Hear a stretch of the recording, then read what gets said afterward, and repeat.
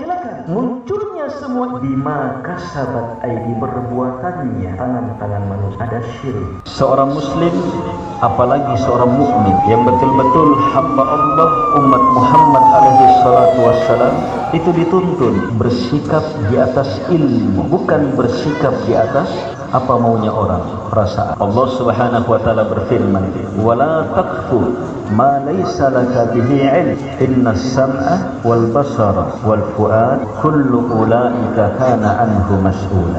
Jangan sekali-sekali kamu mengikuti, kamu bersikap sesuatu yang tidak ada ilmu kamu di dalamnya. Tidak boleh ikut-ikutan, tidak ada ilmu. Allah Subhanahu wa taala berfirman, "Dhaharal fasadu fil barri wal bahri bima kasabat aydin nas liyudhiqahum ba'dal ladzi 'amilu la'allahum yarji'un." Telah nampak kerusakan, bencana, wabah masuk di dalamnya. Telah nampak kerusakan, bencana, wabah di daratan dan di lautan. Bima kasabat aydin nas, dengan sebab perbuatan tangan-tangan manusia. Allah jadikan terjadi, Allah tetapkan hal itu terjadi, Allah takdirkan musibah itu terjadi, Allah takdirkan bencana itu terjadi. Tujuannya liyudhiqahum ba'dal ladzi amilu, supaya mereka merasakan sebahagian dari perbuatan-perbuatan mereka. Hikmah besarnya adalah la'allahum yarji'un, supaya mereka kembali bertaubat, mengurangi, kembali kepada Allah Subhanahu. Ayat ini ilmu besar, pangisengan maka lumpur batu dikarainkan dalam bersikap terhadap bencana besar, musibah besar, wabah yang melanda secara hebat ini. Corona dan yang semisalnya adalah bencana yang Allah Subhanahu wa taala takdirkan terjadi, tetapkan terjadi di muka bumi. Allah jelaskan bima kasabat aydin nas, dengan sebab perbuatan tangan-tangan manusia, dosa manusia. Allah jelaskan turunnya yang seperti ini karena perbuatan tangan-tangan manusia. Tujuannya liyudhiqahum, supaya mereka merasakan. Allah ingin supaya mereka merasakan ba'dal ladzi amilu, sebahagian akibat dari perbuatan mereka, sebahagian akibat dari dosa. Bukan akibat dosa itu seutuhnya. Sebab akibat dosa yang seutuhnya, kalau akibat dosa yang seutuhnya, dibalas di muka bumi, hancur dunia. Nah, ada yang tersisa. Kalau akibat dosa langsung dibalas di dunia.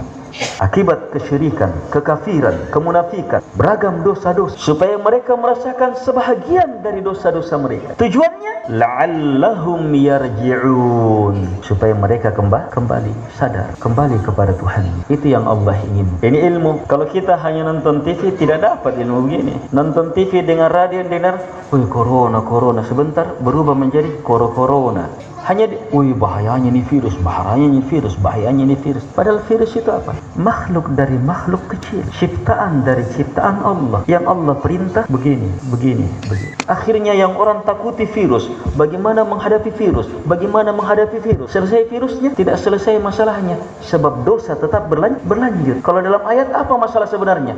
Dosa, bukan virus masalahnya. Hanya sekedar menganggap itu disebabkan oleh virus. Akhirnya virusnya yang dibesar-besar, dicarikan solusinya, dicarikan bagaimana antivirus, vaksin apa yang cocok untuk membunuh, mematikan virus itu. Diteliti. Kalau SARS dulu sekitar setahun muncul hasilnya, bisa menekan hampir setahun, bisa menekan virus. Ini juga nanti tidak lama akan ditemukan. Ini vaksinnya. Bukan di situ permasalahannya. Permasalahannya yang sebenarnya adalah virus itu sampai menjangkiti, sampai membuat sakit, sampai membuat demam, sampai membuat batuk, sampai membuat menderita, bahkan sampai membuat mati, menular dan yang semisalnya. Juga makhluk dari makhluk Allah ikut di atas perintah penciptanya.